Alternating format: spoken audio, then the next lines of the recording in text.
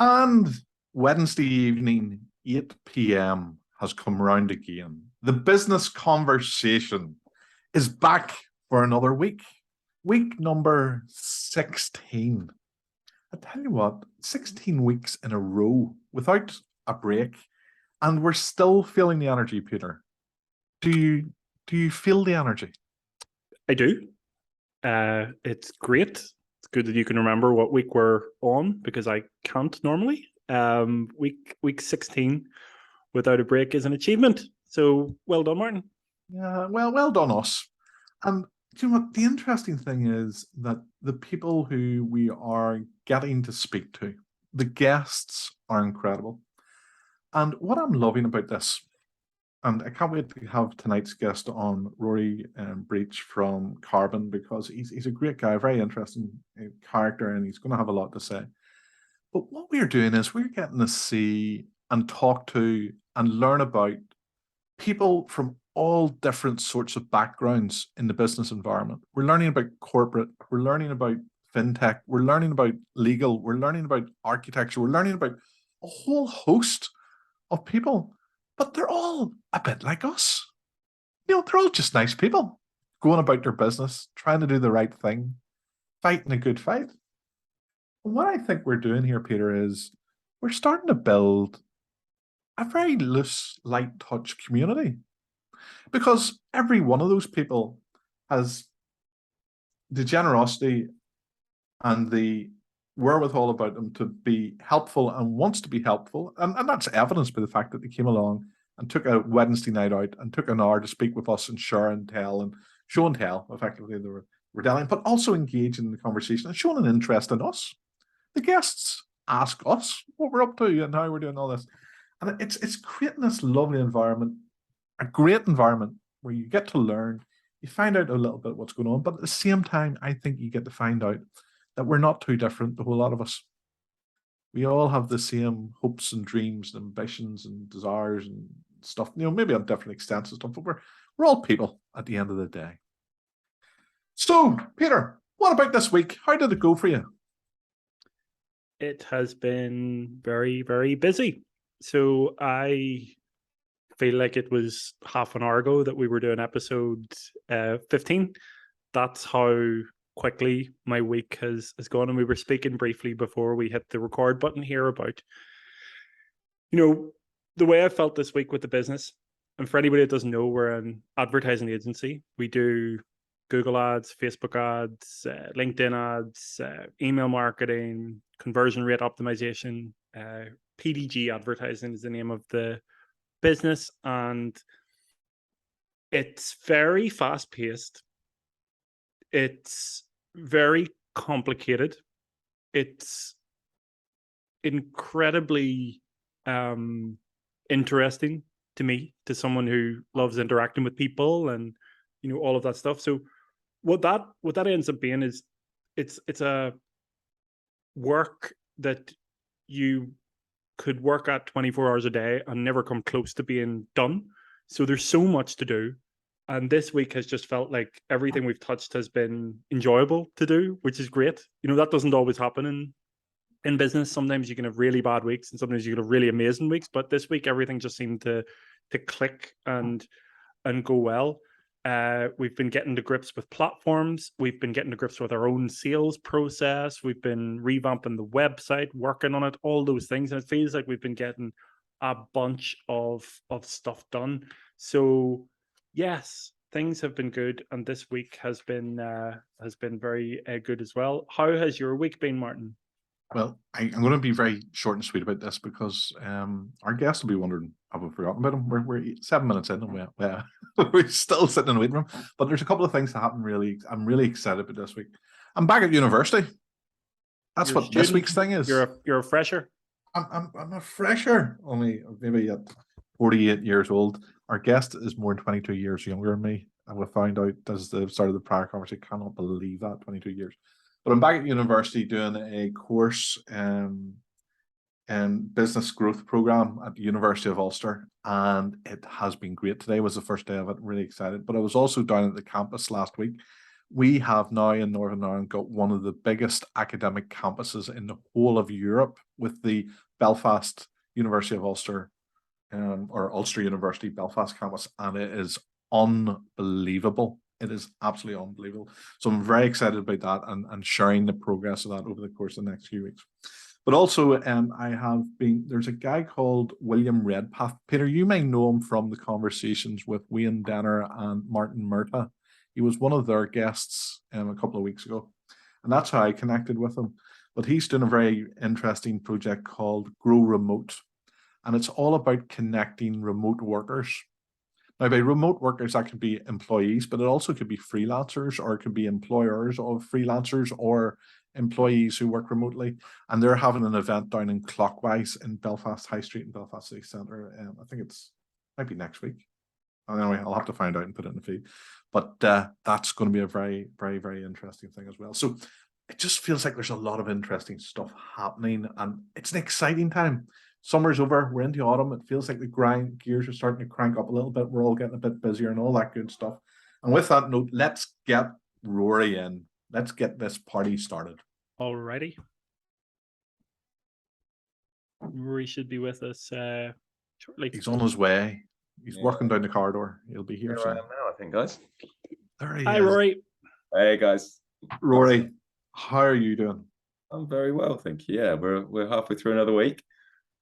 We're almost there. Where does that's Peter and I were just discussing that, how time absolutely flies. It just doesn't slow down. It's like an merry-go-round. Somebody's doing that thing and they're pulling around and around. You just go faster and faster. But thank you very much for taking time out of your busy week. And 8 p.m. on a Wednesday evening, it doesn't suit everybody. And Peter and I absolutely appreciate having you here. And without further ado, we could try and do some sort of an introduction, but I think it's much better that you tell us who you are yourself. I'd love it if you could tell me two things. The first thing is, who are you? Who's Rory the man? Not what your job title is and what you do in work, but what makes you who you are?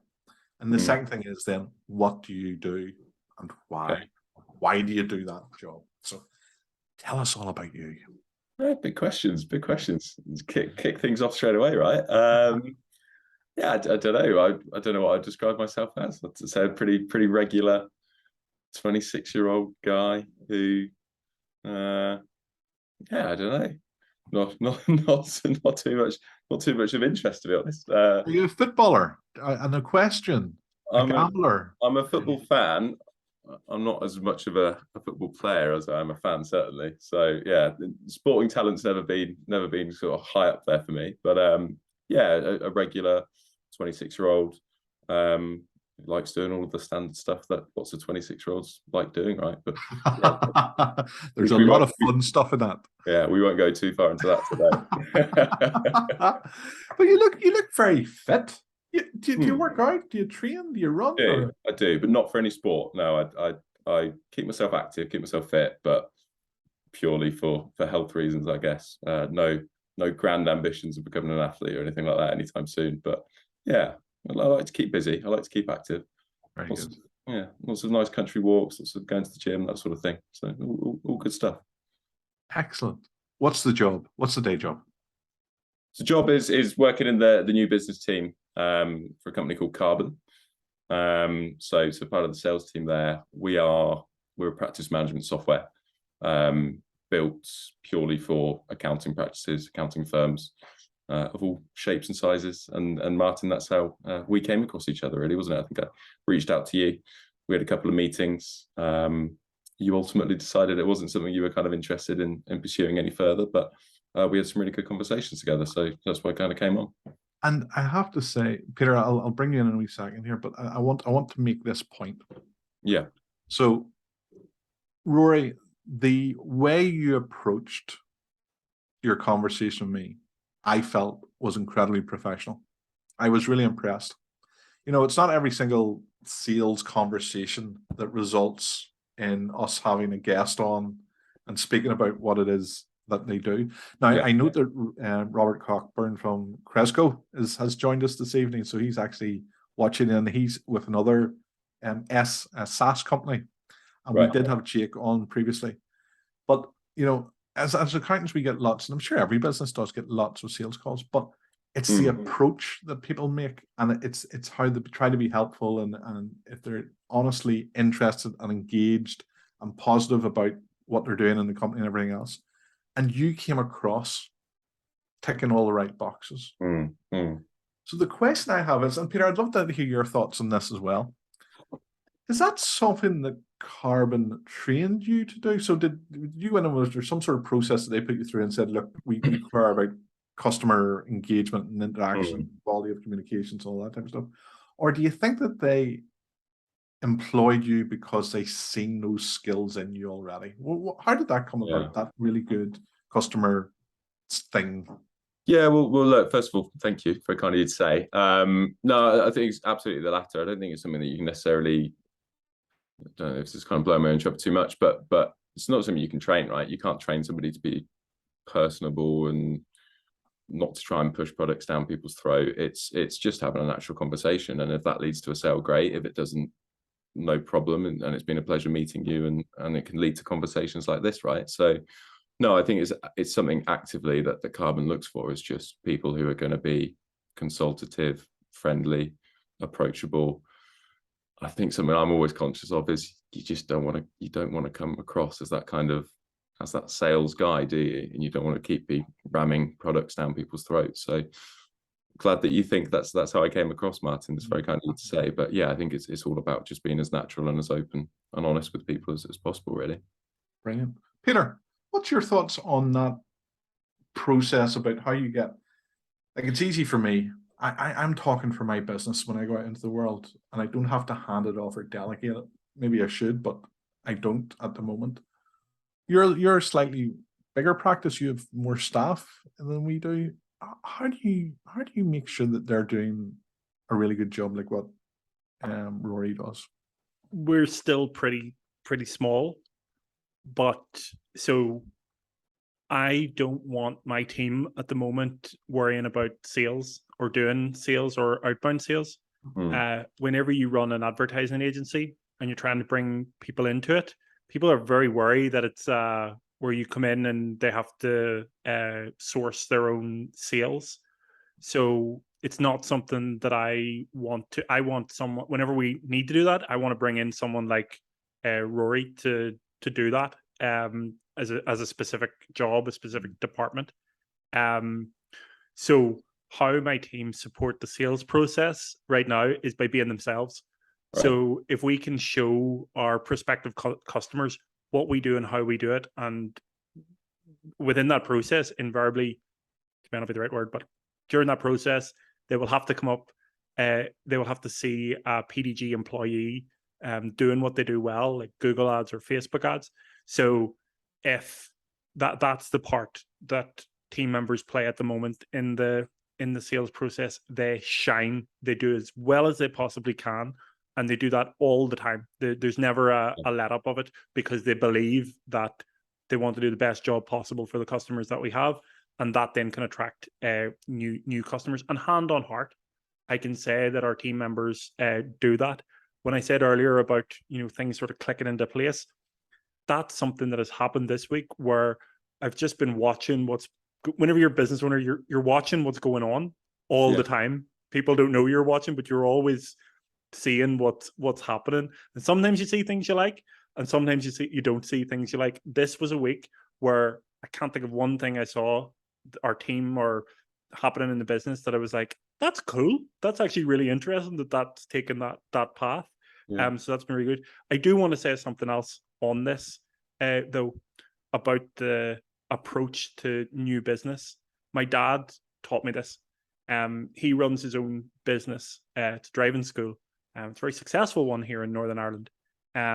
And he taught me that the only person that he ever gave the time of day to when they were trying to cold call or sell to him were people that were upfront and honest with him from the very start. So what he would get would be 10 calls a day from people, talking at him and not talking to him. So anybody that did pick up the phone and say, hi, Alan or Mr. Doak, I would love to just explain what we do, because I think it can benefit your business. My name is such and such from wherever, making it clear who you are and why you're calling really quickly. Probably being a little bit apologetic about it, saying, I'm sorry to disturb you, but would you mind? I'd just really like to tell you about this because I think it could benefit you. When a salesperson would approach like that, then it completely opens the door to a relationship and a conversation. And why I talk about that so strongly is because that's the ethos that I've created in my business. So I do the outreach, I do the sales, and that's the approach that I use. I'm upfront and honest. I tell people who I am and what I'm about and how I think we can help. And if they're not interested in that point, fair enough. That's absolutely fine. They haven't asked for the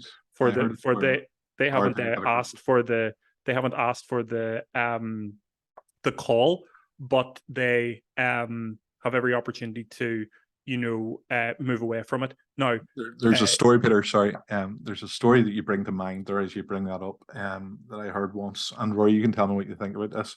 And it was about a guy who sold stuff that whatever the product was, it was like £2,000 a pop or it's £3,000 a pop. So you weren't going to be selling one every half hour. You know, it took a wee while to sell. Maybe it was more than that, £12,000. And whatever his sales technique was, it was about ringing people up. It wasn't cold calling or such, but it was certainly ringing people up who didn't need this thing, having a conversation with them and, you know, showing them why they did need it. And he would get lots of no's. So he'd be ringing, maybe make 20 calls a day or whatever it may be. I'm not telling a story very well, but you can see the point I'm getting to. He'd make 20 calls a day and he'd maybe get one sale a week. Yeah. So 20 calls a week, that means he was getting 99 no's. Hello, no. Hello, oh, how are you? I'm okay. What do you want? I'm selling some. No. Just no all the time. And he was asked, how do you tolerate that? How does that not just grind you down and demoralize you and just make you feel bad? Just that constant rejection, because we're humans. You know, it's not nice to have people just be dismissive or say no or you know, just people can be rude without meaning to. They're too busy or whatever the case may be.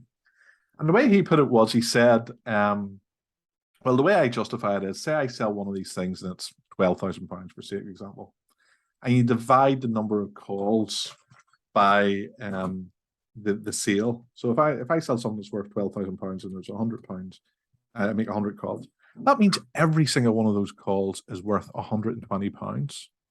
He says, if somebody told me they'd pay me £120 for every call, I would enjoy every call, whether it was a yes or a no. Yeah. And that's how he justified it in the back of his mind. So Rory, with that story in mind, is your life anything like that? Is there a lot of no's in it, or is it not like that, or what's it? No, there is. I mean, look, that's part and parcel of the job, isn't it? That's part and parcel of doing sales and being in sales. And Peter, I'm sure you experienced the same. But I think you kind of mentioned it, kind of touched on it earlier, Martin. It's like, may just be that people are too busy, or now it's just not the right time, or they're having a terrible week and they just don't want to speak to you right now, or whatever it is. You just have to kind of disassociate yourself from that outcome and just think, actually, the next call could be a yes, and it could lead to a really interesting conversation, and it could lead to a sale or something like that. I think you just need to kind of treat each call as it comes, but once you've got that no, move on and forget about it, really. I think if you get too tied up in the outcome when you're about to dial that phone and pick up dial that number and pick up the phone, then inevitably that just damages you. So it's all about, I think, just disassociating yourself almost. Yeah, I think, to be clear, our conversation, it didn't end up in a no. It was a not just yet. Exactly. Because I was interested. I am interested in the product. And maybe you could tell us a little bit about the product. So what is Karbon and what does it do? What's the essence of what it's about and who it's for? Yeah, I guess the idea for the product comes from accounting firms. You've got hundreds of clients with hundreds of different services going on at any time. You've got VAT returns, you've got statutory accounts to file, you've got payroll, bookkeeping, etc. So you've got all of these different clients. So there's hundreds of different jobs for a firm of your size, Martin. So how do you bring that all together in one place? One sort of single source of truth. How do you bring your communication in there, all of these jobs, the visibility over your deadlines, over your clients, over your team as well? And how do you kind of bring that into one single place, which gives you, as I say, that single source of truth, really. So that's what we're all about. Practice management software, and it's really about making things as efficient as possible, taking those client chasers out of your hands, so that you can kind of focus on actually delivering for your clients, delivering a better service for them, and hopefully growing your business as well. So I think that's the kind of essence of the product as such, if that makes sense. And how big is Karbon? How many clients would there be for Karbon at the moment? Thousands worldwide. We're HQ'd in the US, and we've been traditionally split in the US and Australia and New Zealand. That's where our two kind of main locations are. In the UK, we're about 3 years old, but properly in the UK, probably the last year or so that we've really made a kind of push into the UK market.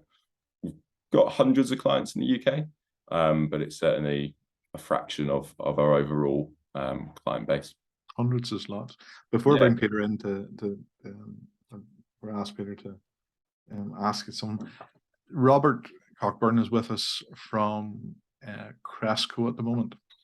And I believe that Karbon and Cresco are both up for the same award this evening, or they're certainly at the same award ceremony. Is it tonight or is it tomorrow night? I think it might be tomorrow night, is it? Right. What's that? What are you up for?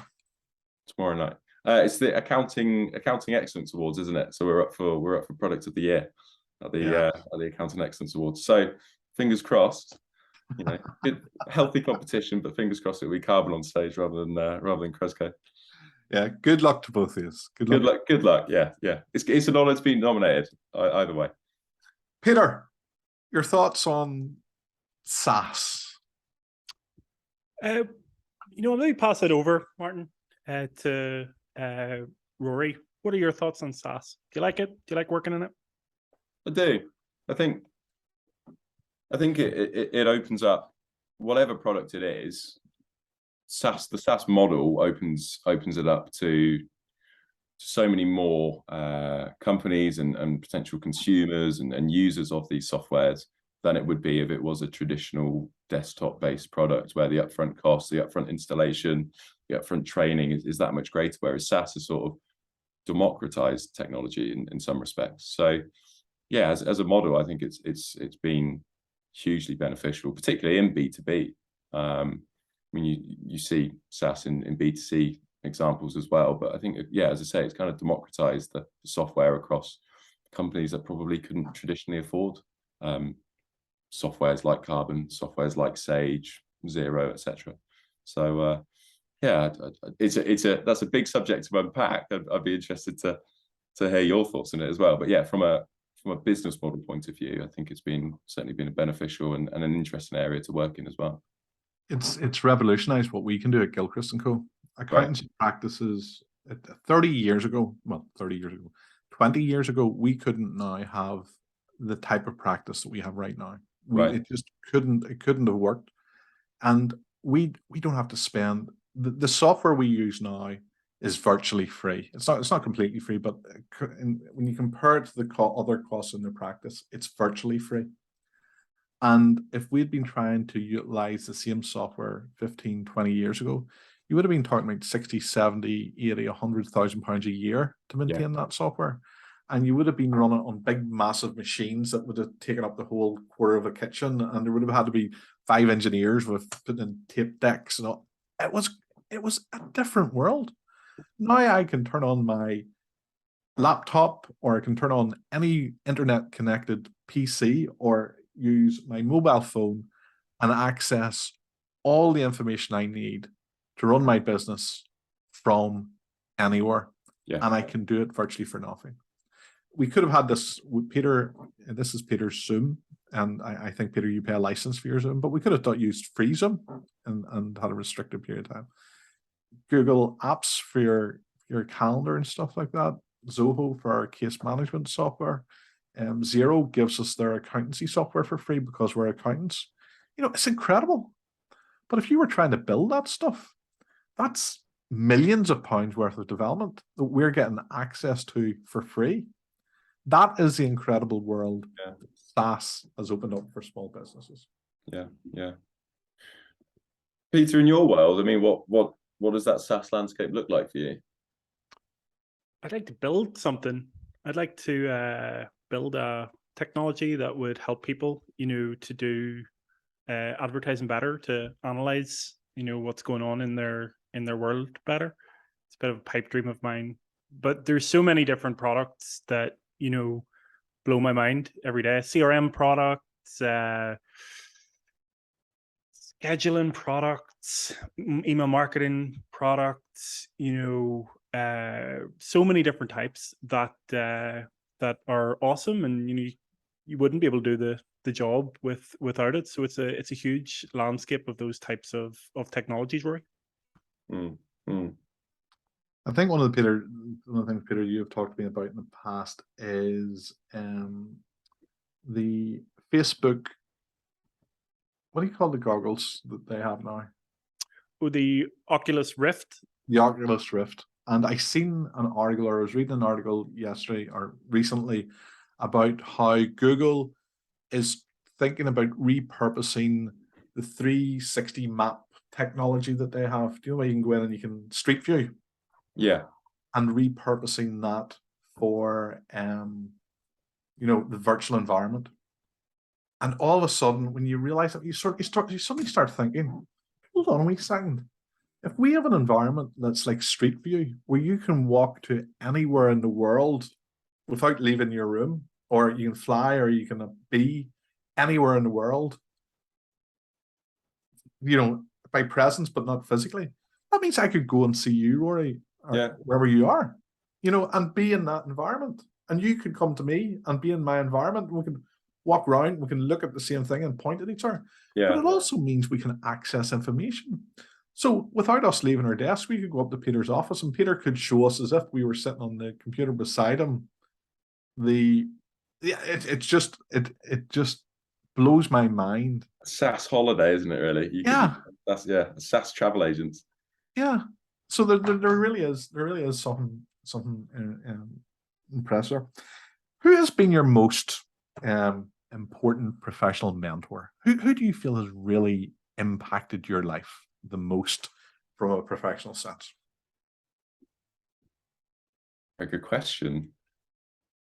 I may clutch at straw. I don't know. My first professional role was in a PR agency in London, and I had a very, very good line manager. She was a Canadian woman, and I think she just stood up for me and really believed in me and just told me to be me. I think, which is a big thing. Just to have confidence in what you're doing and who you are and what you can offer. So I think just that. It wasn't necessarily mentoring or anything like that, but it was just a constant reinforcement and constant pushing me on to do better. I think you need someone, especially early on in your career, you need someone to give you that confidence, because I think in a fast-paced world like a PR agency in London, you can feel pretty lost pretty soon unless you've got someone who's pushing you on and really fighting your corner as well. So yeah, I'd have to say Claudia was her name. And yeah, she sadly moved back over to Canada after a couple of years, but yeah, she was certainly a big influence in my early career, I think. Very good. Peter, you and I have discussed. Sorry. How about you?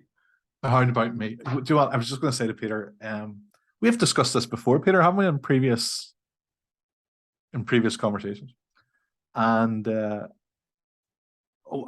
had told this story about how I was raised by my grandmother, who was 5 foot nothing, and she was just a little old woman. But just like what you have said, she instilled in me a sense of self-belief and self-confidence and self-respect. She told me that you don't have to follow other people's paths. That you don't, all the cliches, you could list out the cliches about what it is to be a good person. But I think, just like what you have said, sometimes you just need somebody to tell you that. Yeah. And you need someone to help you to believe that, and to help you through a difficult day or whatever that may be. And I often wonder, do I do that? Do I do that enough? Have I done that today?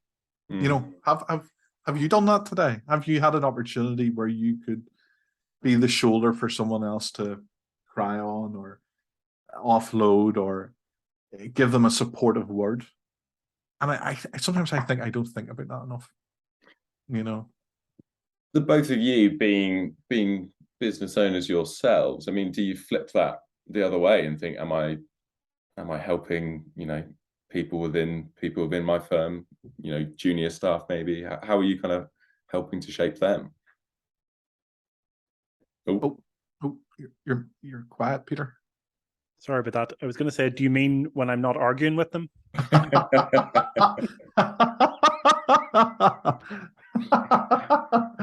I have a bit of a perspective on this. So whenever you start out in business, you get it. Well, whenever I started, you get it wrong. You think everything's supposed to be done a certain way, and you need it to be done a certain way, and quite perfectionist about it. But actually, the real game is to hire the right people and create an environment that is caring and it works for their personal development, and it gives them the opportunity to do something that they really love to do. And if you get that right, then that's your job as that guide to the next level. And I'm nowhere near conquering that at all, but I'm realizing that that's the environment that I'm supposed to create. Is that something you found difficult to start with, do you think? Absolutely. I find it difficult now. Yeah. My personality is quite explosive at times. It's quite could be quite confrontational. It could come across as quite confrontational because I really want to do a great job. So anything that kind of gets in the way of that can, derail me. So that self-discipline is very huge. I bet other people have their own challenges, of organization or confidence to do what they want to do.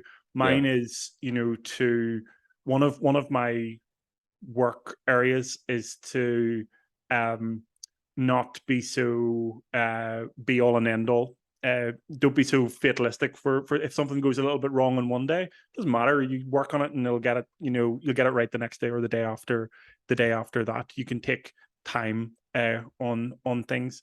That's one of my areas of work, but I have many other areas of growth, and that's something else that I've learned. Constantly trying to work on yourself is a good, healthy thing. So yeah, it has been a challenge, but it gets easier. And Liz, can you, if you were to think back over the course of the last couple of weeks or months, can you think of someone in your business environment, in your business community, in your business network that has done that thing for you that we've just talked about? So we have talked about in this conversation how we should be thinking about, being there for people and being a mentor or being like that lady that was there for Rory. Has anybody done that for you recently, Peter, that you can think of or that you remember? I'm quite lucky in that way that many people do, from family to, we have a number of mentors at PDG Advertising, a number of friends of the business. We have a paid coach as well. I loathe to say the word paid because it feels like she's not. She does an amazing job for us. I could probably say her name, Claire Bain from Next Steps. She's doing an amazing job for us, just in understanding the business and keeping us on the right path, keeping us anchored is a very important thing. So I think the real answer to that is it's kind of there everywhere if you have conversations with people. So if I speak with my team, I learn something new that helps the business. Here tonight, speaking, I'm learning something about the business. Coaches, both paid and unpaid, and also family members. If you look for it and you have conversations, you'll advance your cause, I think. Mm-hmm. Yeah, very good. Rory, with that sense of people in mind and people who have an impact and stuff on you, if you could have a cup of coffee with any historical figure, anybody, it can be anybody in history from now backwards, and you have a cup of coffee and talk business with them, who would you love to have that coffee with? Business with, okay. Does it have to be business related? No, you can pick whoever you want and tell us, because what it does is it gives us a little insight to who you are and what you're all about. and this may surprise you, but my dream would be to meet Bruce Springsteen. I'm off to see Bruce Springsteen next year in Rome, and then seeing him again in London. Actually, Excellent. if I could pick a coffee of anybody, past or present, I think it would be Bruce. I think I don't know why, and it probably has no relevant reason that I can tie back to our conversation tonight. But off the top of my head, he's the first guy that came into my head. I will see. There's a comment. Have we watched Blinded by the? I have watched Blinded by the Lights. I wasn't a fan of it. I thought it was a bit hammy, but yeah, Bruce Springsteen, for whatever reason, I would love to have a coffee with him. And what would you want to ask him? Why he started out? I'd be interested to hear that. Just what I think for anybody, a rock star, a sports person, celebrity, politician, you name it. I think it's just interesting because they're just so different, aren't they, to everyday people? So I think, where does that inner motivation come from for them to put themselves out there, to go on stage in front of 80,000 people or whatever? Where does that inner motivation come from? So I think that's what I'd ask him. Yeah, that would be that's a brilliant. I would love to hear that question and answers. Yeah, Peter, maybe we can get him on. Yeah, you ring him up and ask him. Yeah. Peter, get that next week. We'll ditch Kenny. I think it's Kenny Galloway of next week. We'll tell him he's been postponed. The boss is on. Yeah. The boss is coming on. Your wee fingers would need to be quicker on the buttons, Peter, to get them all into the waiting room and stuff. What's your thoughts on that, Peter? Who do you speak to? I would want to speak to. I would want to speak to Elon Musk, but I wouldn't ask him like why he does what he does or any of that. I wouldn't do that. I want to know his thoughts on. If you guys saw it, did you see whenever he has his rockets going up, and then they'd land themselves automatically on the water, and it's perfectly in sync? I would just like him to talk about that for a while. I would like to watch him talk about it for a while, because it's one of the most perfect things I've ever seen, ever. Yeah. It was absolutely beautiful. So the person that created that, I'd like to just hear them talk about it. And I think that would be super fascinating to just hear them go through the process, how they, did it. But having said that, anybody at the top of their game, anybody that is good at something, I like to hear them talk about it. Ronnie O'Sullivan, for example, I'd love him to talk about snooker for a while, that kind of stuff. How about you, Martin? I can see the attraction of talking to someone who's very, very successful and has done it all, and you could probably learn a huge amount from that conversation. I know people pay hundreds of thousands of pounds for the opportunity to get those conversations. But sitting here thinking about it now, if I could have an opportunity to sit down with somebody from history and have a coffee with them, I never got to meet my paternal grandfather. He was dead before I was born, so I never got to meet him. But he was a very successful businessman in his own right. And he did some great stuff. And the legacy of that is still there. You can still go and see some of the stuff that he did while he was living. But my father and my aunts and my uncles and my granny never really talked about him that much. Probably because he was so long gone by the time I would have been old enough for him to talk about, or maybe it's just our family. Maybe we just don't do that. But I never really heard the stories about what he was like when he was young, what drove him to build this business empire to an extent, and what he thinks about where we are now. What would he think if he had the opportunity to see what I do and what Michelle and I do at Gilchrist and Co. with his name above the practice, and his grandson at university and all this type of stuff? I would love to find out because that's a sort of sense of where I come from. Like there's a bit of me, a bit of him in what I do now. It has to come down the generations a bit. So I'd really love to go back and have that conversation with him. I think that would be fun. Do you know your grandfather, Peter? Awesome. Neither grandfathers, both grandmothers, very big, amazing forces in my world. But my one grandfather on one side, his father was like an entrepreneur. That was good, but I didn't know him at all. And then my other grandfather, my dad's side, was awesome. Very kind man. But he died when I was pretty young. But I agree. I would like to spend some time with him again. Do you think both of you mentioned, Peter, your dad was a successful businessman in his own right. Martin, your grandfather as well, and now you're both running and have launched your own businesses. Do you think there's a direct line between that? Do you think it's in the blood almost? I think there's an element of that. I think I always make this statement that no person is an island, no man's an island. And I say, the shirt on your back, where did I get this from? I didn't make this myself. The language I would talk, I didn't make up a language. Even the thoughts are in my head. They all come. You're influenced by the people that are around you, but the people that influence you most, I think, are your family in those formative early years, the stories that you hear, what people say to you, how they encourage you, their beliefs, their stuff. That's why we get bigotry that goes through generations, because that stuff gets passed down.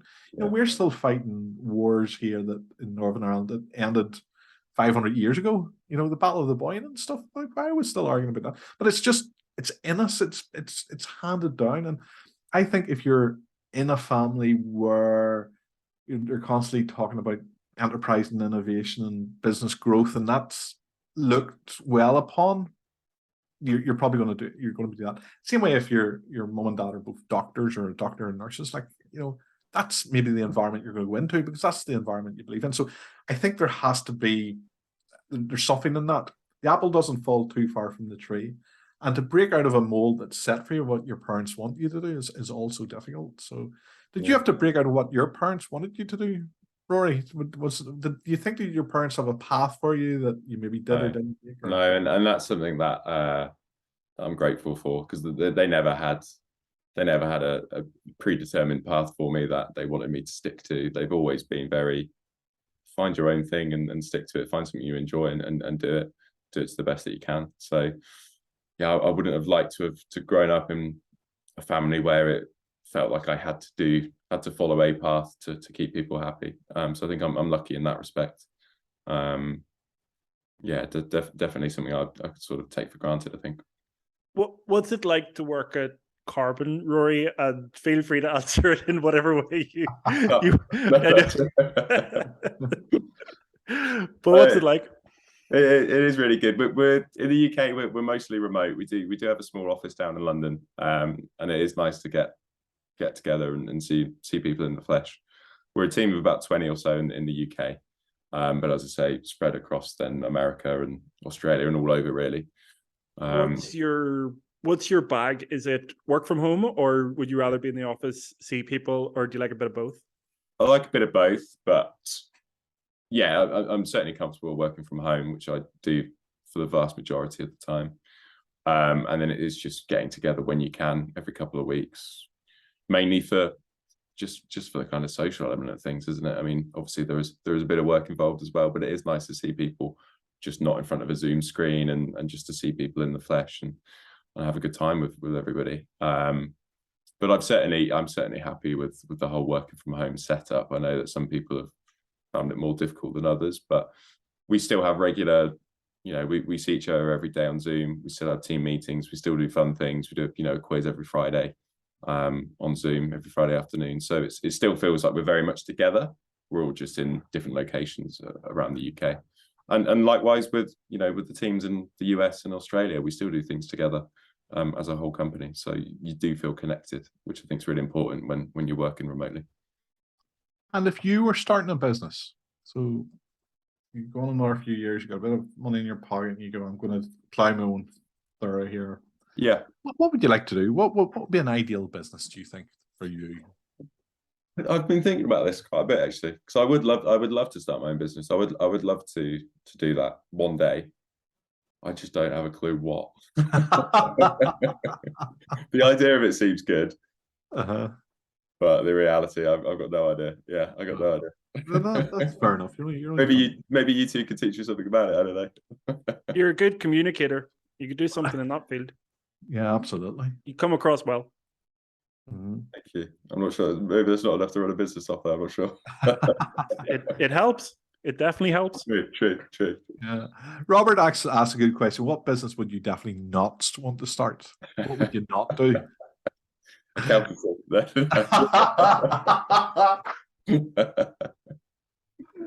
Yeah, and you're just right. Um, no, I suppose the answer to that question in relation to how do you find out what you want to do, and again, this Peter, something we've discussed before, but this is one of my favorite conversations. What makes us the business people that we are? What makes us do what we do? And I think the first thing is you have to have the freedom of choice. Yeah. That's essential. And the reason the freedom of to get to choose your business rather than take over your dad's business or buy out a business you're in because otherwise it'll close, whatever the case may be. If you get to choose the business that you're going to, you get to do the thing that's best for you. And when Michelle and I were starting up Gilchrist and Co, we both came from large corporate environments. KPMG is where Michelle trained, and I worked with McGuiggers and Lestrange and Brett, which were big legal firms, with Right. teams of people that did work for us and with good wages and offices provided for us and insurances and health policies and all that great stuff. But when you go out by yourself, you get complete and utter self-determination. And what we wanted wasn't all that glorious stuff that comes with being big corporate. What we wanted was to have what we called a cottage industry for a modern age. So we had in our mind's eye actually working out in the countryside in a lovely little rural cottage, the family being able to work around it, my son being able to be at home and for him to, us to be there for him when he got home from school and all that type of stuff. A sort of rural idyll, while at the same time using cutting-edge technologies and broadband and Zoom and whatever it was, to make sure that we were still at the cutting edge of what it was we wanted to do. Yeah. Once we had that picture in mind, that we had this before we started the business, that's what we wanted. And then we just put a plan in place and the steps in place to get us from corporate, greasy pole, rat race environment into this situation now where we have this beautiful, highly successful rural idyll business that pays our bills but keeps us happy. Yeah. That's how we worked out what we wanted to do. I think, Peter, you were always going to be into social media, or have I got that wrong? It's very easy to do it for me. It's something that's very so. I can't imagine not being into this. Love technology, love communication, love people. So for me, digital advertising just works, and it's where I'm happy. I always think I could sit for, and I do sit for hours and hours and hours without getting bored doing what I do. I'm rarely bored. I think if you find something you're rarely bored in, then do that. That's better than doing something that you're bored in. You're worth more to the world than being sitting bored doing something. You're not allowed to be bored. You have to go and do what you want to do to make a difference in the world. What is it that makes you, with digital advertising, what is it that kind of makes you tick? Like, what do you love seeing your clients get out from your services? Or what gives you the greatest satisfaction, I guess? It could be pure brain chemicals. It could be pure dopamine. Yeah. There's if you use Instagram or TikTok or Snapchat or any of those things, back years ago when I was younger, it was we had Nokia 3210s. Martin, you remember those brick Snake? phones? Snake Rory, was, yeah, played Snake on it. Rory, I don't know if you remember. Just about. You still remember just about. So, whenever you got a message on those, it was like, oh, fantastic. And if it was ever O2 telling you that your balance was low or something like that, then it was crap. But it was still good at the start because you got that ding of a message. You're like, someone in the world loves me. Someone in the world cares. And that feeling is very similar when you see a sale happening on an ad platform. So we can track sales that whenever we're running an advert on that ad, we can tell if it's had any sales on the e-commerce platform, or maybe a lead on the SaaS platform that we're working with. So I think that it's a similar kind of feeling to that notification. Whenever we see a sale coming up, it's like a rush of dopamine or whatever it is, and that floats my boat. But I like it, but I don't know if I like it because it's just I'm chemically wired to it now, or whether I actually enjoy doing it. Either way, the result's the same. It's that, and there's a dark part to it. Too much, online work can make your eyes go square is probably the best way to do it. So you don't want that, but there is a real buzz from seeing customers get those sales. A very small side note: Shopify do it really, really well. Shopify is an e-commerce platform, and they do a little ding of a cash register on your phone whenever you make a sale. So that is a pure dopamine thing. That's like that attracts you to it, for sure. I'm sure we're coming close to the end of our conversation, Martin. So over to Martin and Rory. So over to yourself to see how we go for the rest of it. Rory, what question would you have loved to be asked, and what would your answer have been?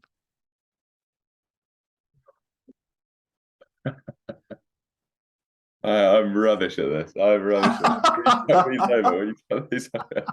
Honestly, it's like mind draws a blank. What would I like to be asked?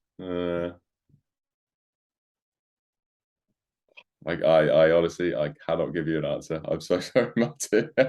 That's not a problem. It's difficult, isn't it? It is. These when you're not prepared and not listed in front of you. But what I love about this sort of format is, and the questions not being practiced or rehearsed, is that the answers you get are always very straightforward. They're just it's just natural, and it's just the way people are. And I suppose if you were to ask me the same question back, Martin, what question would you love to be asked? Well, what is it? What is it that you want people to know about you? What is that burning thing you have to tell the world when you see them? I think it's the question that Peter just answered about why is it that we do well. It's not why is it what we do at Gilchrist & Co, but what I love about what I do at Gilchrist & Co. Yeah. And there was an example yesterday of what I loved, and it was perfect finish to the day. Somebody had referred us. We get referrals, and somebody had referred us to a lady who's actually on the radio, and I didn't know her name, but I recognized her voice. That sort of thing where you should be on lectures on Cool FM or one of these channels I would have been listening to in the morning in the car, like a local radio station. And she rang up, and she wasn't necessarily looking for an accountant, but somebody had told her that if she gave me a call, I would try to help her, which I did. And I was on the phone with her for an hour and a half, and the hour and a half went like that. So she came on at 4:00, and it was 5:30 before the call ended. And I heard all about her family and what she did in work and how she got to be a radio presenter and what she used to do. And she heard it about me, and there was laughter and there was stories and there was a little bit of gossip in there. And I loved it. And at the end of that whole process, she became a client. She said, look, can you send through an engagement letter? I do want to actually use you to do this. And there was a whole list of services that she came off it. And I came off that call buzzing. Yeah. And the brilliant thing about what Gilchrist & Co provides me with is it gives me that opportunity to have those types of conversations with lots of different people from lots of different backgrounds, where you come off feeling like you've really genuinely helped them and you've done something useful in their day. Yeah. And even though they didn't know you before the conversation started, you feel like you've got the potential or the start of a relationship at the end of it. That's what Gilchrist & Co does for me. That's why I get up in the morning and go out and kick trees and rattle car handles or whatever it is I do, because of that buzz. And Peter, you said it with is it Laszlo's dog? You know, they used Yeah, I was trying to think of that. That's definitely whatever that whistle is. Yeah. Yeah. So the opportunity to get to speak to people like Peter, see Ruth Young's joined us. She was a guest yesterday. To get to speak to you, Rory, to get to speak to Robert. Conversation, but not just the sort of conversation we were sitting talking about football or something. Conversations about stuff like this. Yeah. Right. It's going to be 2 minutes to 9 o'clock. Peter, I'm going to let you wrap up. Absolutely, do the whole closing thing. But what is it I always say at this stage? Well, I just said, Peter. Well, I always say what I always say at the end. Over to you. There has been more than 1,000 views of our 17 sale. Today is 17, so there'll be way over 1,000 views. It must be nearly 1,500 views. 1,500 people have taken time out of their day to sit and watch us. And that's just on YouTube, because these numbers are only counted on YouTube. And you may go, 1,500, that's not too much. But imagine if you hired a hall down in Belfast and 1,500 people turned up to listen to you talk. Even if they only stayed 30 seconds and walked back out the door again, they will have seen your face. They will have seen the Gilchrist & Co logo above our door. They will have turned up for a reason. So every single one of those 1,500 people that have turned up and more and have listened to Ruth and Peter and me and Rory and all the people who joined us, thank you. It's really, really appreciated. But out of those 1,500 people, and some people might be watching us more than once, but out of those 1,500 people, only 33 have subscribed. And that's very, very lovely. But you know what? I have a huge ego, and 33 is not enough. So if you've watched this and you've enjoyed it and you feel that you've learned something from it, or you've just had an opportunity to drink a cup of tea for the last hour and eat some toast and it's giving you something to do, please, please, please hit the subscribe button, because every time you subscribe, a leprechaun gets a new pair of shoes. Honestly, they do. And you really want those leprechauns to get shoes. So away you go and, and subscribe. Peter, that'll do me. Finish this off for this evening. Thanks, Martin. So, Rory, thank you so much for coming on and speaking with us. It's been great. It's been a great experience hearing about your journey, and really appreciate it. And I hope you come back on and give us the update of what you're doing in time. And everyone, thanks for watching. Thanks for our participants here live, and thanks for everybody on the channel. And we will see you all again soon. Bye, everyone. Cheers, guys. Cheers.